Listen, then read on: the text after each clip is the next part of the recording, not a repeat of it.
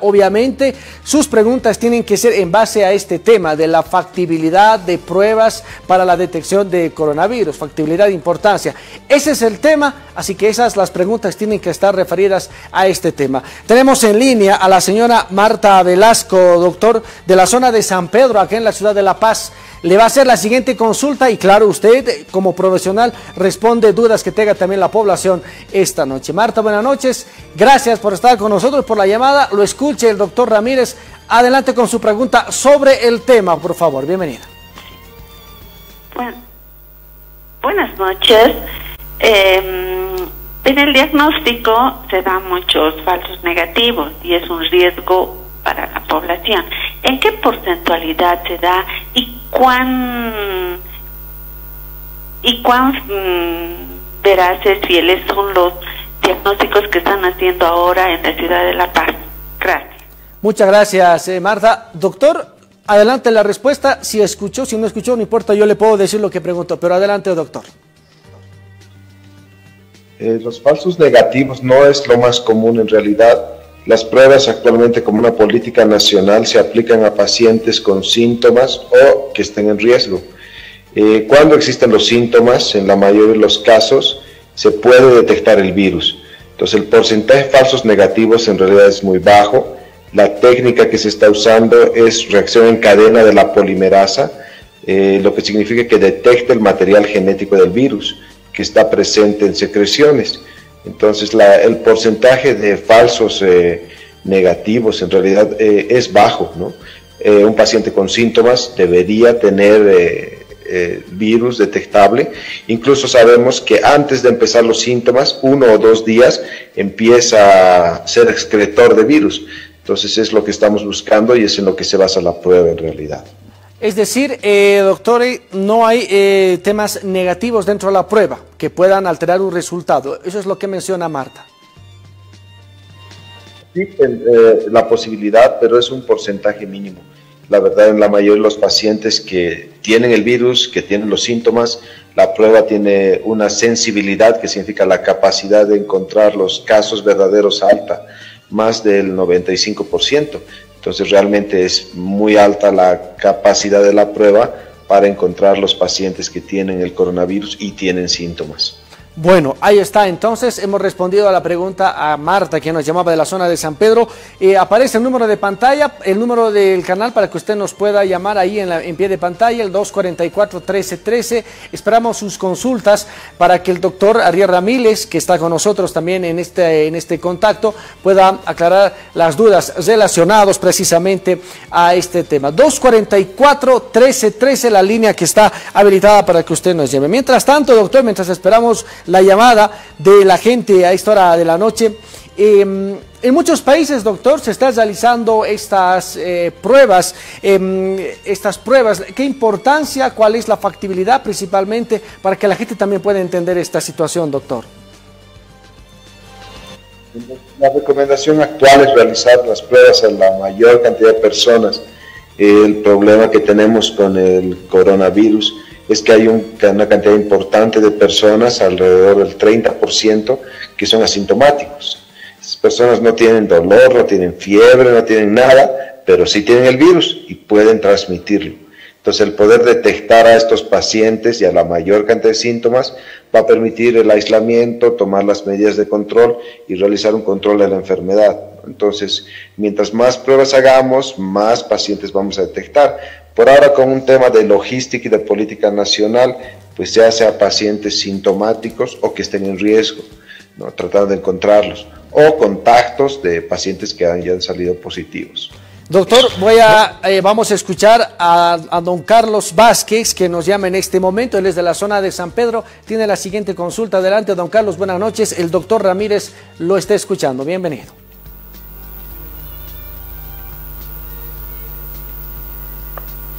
¿Aló, buenas noches? Sí, buenas noches. Adelante con su pregunta. Lo estamos escuchando. Ya.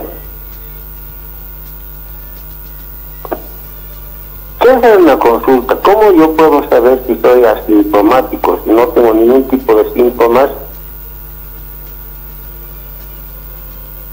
Bien, ahí está la pregunta entonces, doctor, adelante. no pueden saberlo porque, como dice la definición, asintomático, no tiene nada, ¿no?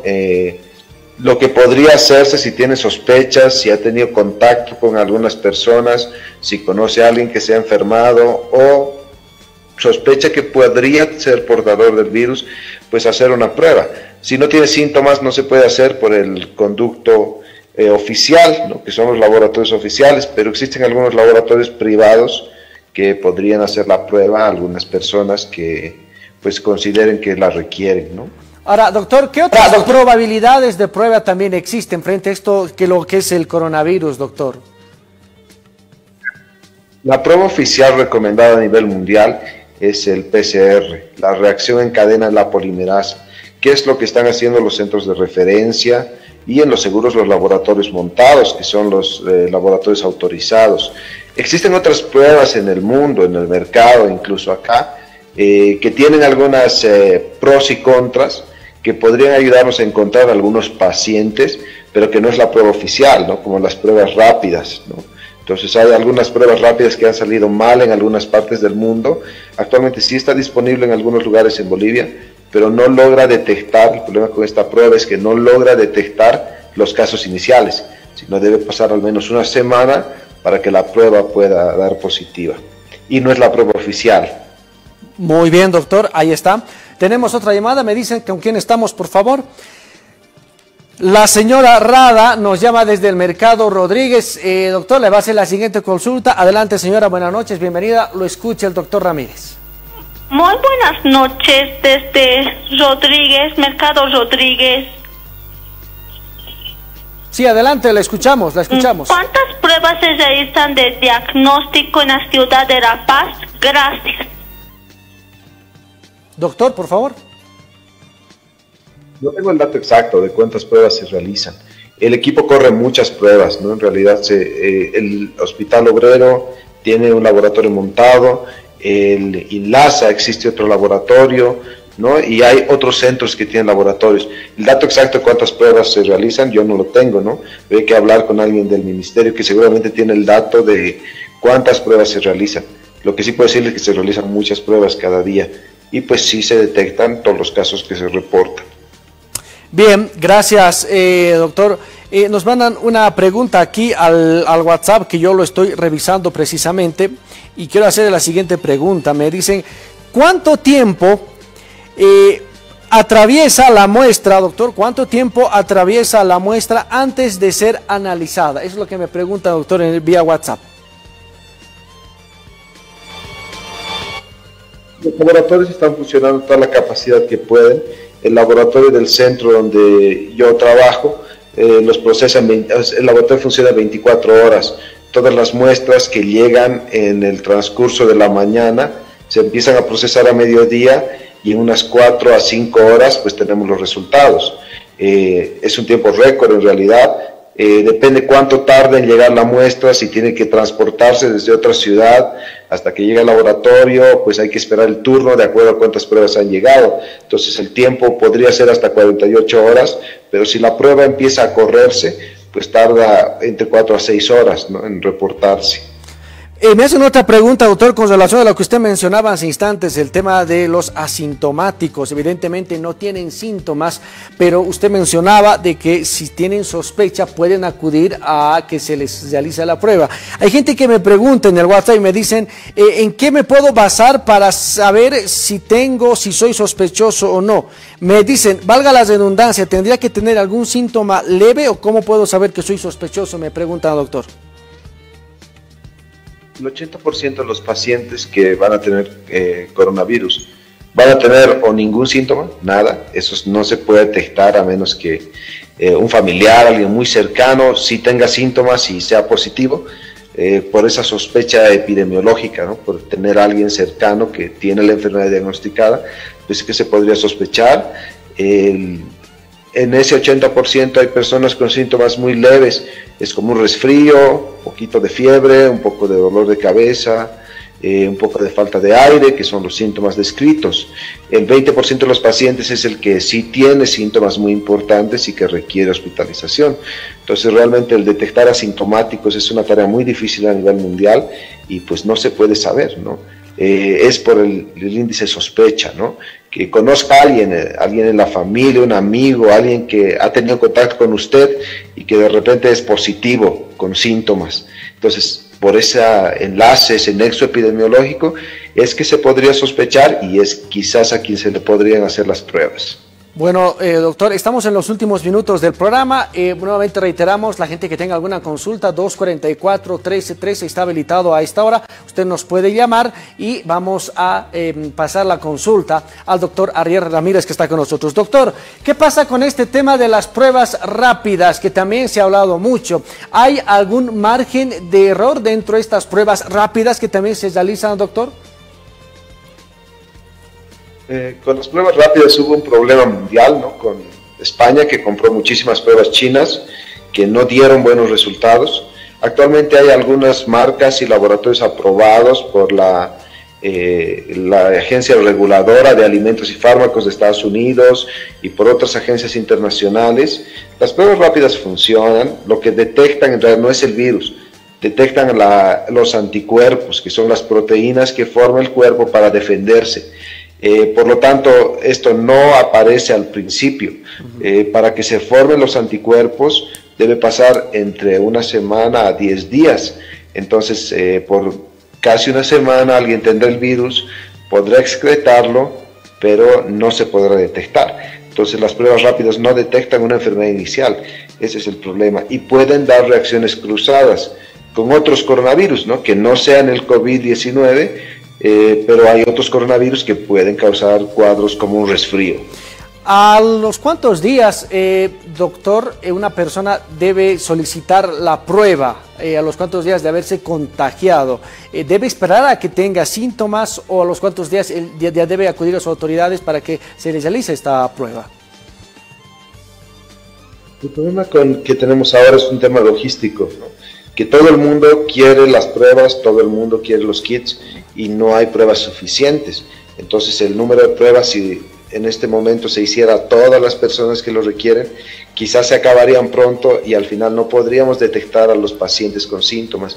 Por ahora, como un tema, como una estrategia nacional, se hace a pacientes con alta sospecha, a pacientes expuestos, ¿no? Como personas de salud, como policías, militares que estén en contacto con muchas personas o que tengan síntomas. Entonces, si tiene síntomas, sí debe acudir a los centros de salud, a los centros de referencia, y entonces se procesará, luego de la evaluación, todas las cosas, todos los trámites, y se indicará una prueba.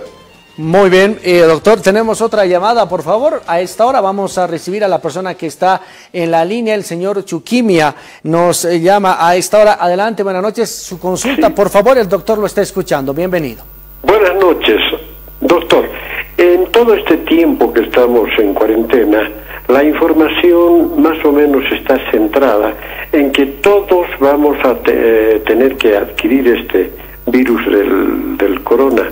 Si fuera así, las cuarentenas que se pueden hacer prolongadas o se suspendan, no estaría yendo en saco roto, no sería bueno que se infecte de alguna forma todas las personas que están haciendo cuarentena, un encierro que de cualquier forma implica hasta una enfermedad nerviosa, etcétera, o es que tenemos que hacer la cuarentena indefinida, o qué porcentaje de gente al final se salvaría de este virus. Doctor, adelante. Las proyecciones de la Organización Mundial de la Salud son que alrededor del 60% de la población mundial va a infectarse en algún momento. Si eso es así, pues la cuarentena tiene un objetivo. No es que ese porcentaje no se infecte, sino si todos se infectan al mismo tiempo, todas esas personas, muchas personas infectadas al mismo tiempo, van a requerir hospitalización todas estas personas. Si todos al mismo tiempo requieren hospitalización, no todos van a tener acceso a una terapia intensiva, a un servicio médico, y por tanto muchas personas podrían fallecer, que en otras condiciones, con todos los cuidados, podrían sobrevivir. La mortalidad del virus en realidad es baja, ¿no? 2%, 3% en algunas sedes, hasta 5%. y un paciente, aunque esté muy grave, si recibe toda la atención, pues tiene posibilidades de sobrevivir y de pasar el virus, ¿no? Entonces, la cuarentena tiene el objetivo de no colapsar el sistema de salud y no impedir o limitar el acceso a salud y a medios a algún grupo de personas.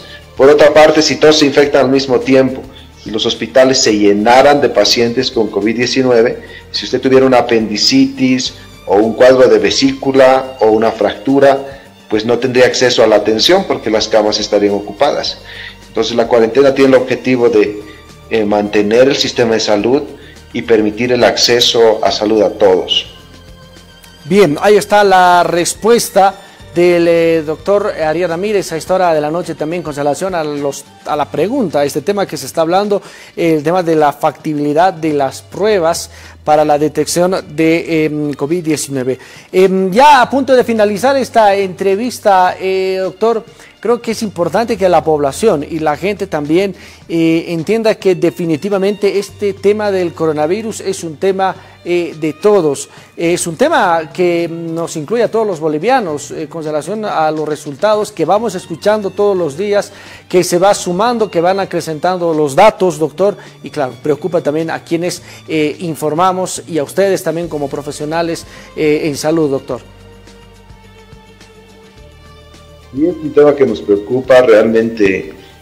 Sí vemos muchos casos, cada vez vemos más casos, pacientes graves, ¿no?